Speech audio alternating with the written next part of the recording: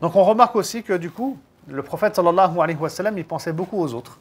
Il pensait énormément aux autres avant de penser à lui et aux membres de sa famille.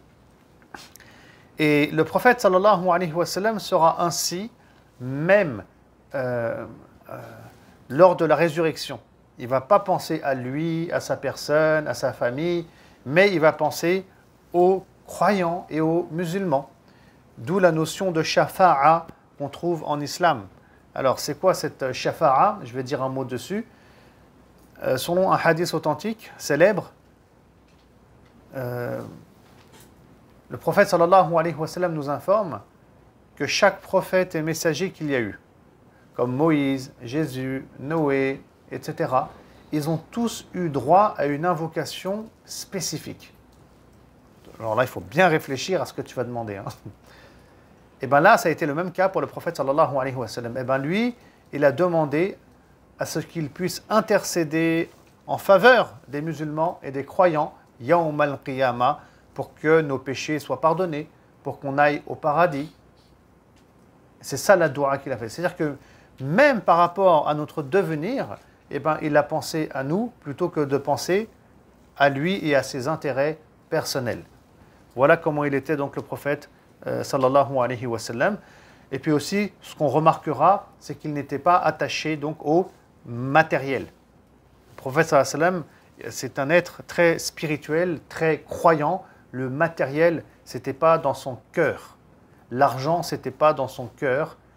Et c'est pour ça d'ailleurs que le prophète sallallahu alayhi wa sallam nous disait que l'argent, le matériel, ça doit être dans la main et pas dans le cœur. La main, parce que c'est comme un outil, le matériel, les dinars à l'époque et les dirhams deviennent comme un outil qu'on a dans la main, qui n'influence pas notre cœur, donc qui n'influence pas notre âme, qu'on va utiliser tout simplement pour rechercher la satisfaction d'Allah subhanahu wa ta'ala. Voilà comment il était, sallallahu alayhi wa sallam.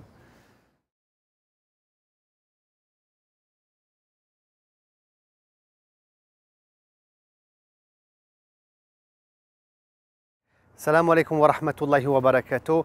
Je suis ici dans le cimetière d'Al-Baqi' et j'aimerais ici vous transmettre un message à toute la Ummah de Muhammad sallallahu alayhi wa sallam. C'est par rapport aux travaux qu'on fait au sein de l'Institut Sira et la mission qu'on porte. On est des bénévoles et on est des passionnés. Et parmi nous, on a aussi des experts de la vie du prophète sallallahu alayhi wa sallam. On a énormément d'activités et notre but est de transmettre les valeurs de l'islam, de montrer le vrai visage de l'islam, mais à travers la personne du prophète sallallahu alayhi wa sallam que nous aimons tous et toutes et qui est notre meilleur modèle. On a besoin de votre aide pour participer à cette dynamique. Et cette aide, elle doit être financière bien entendu, car on n'est absolument pas sponsorisé par qui que ce soit.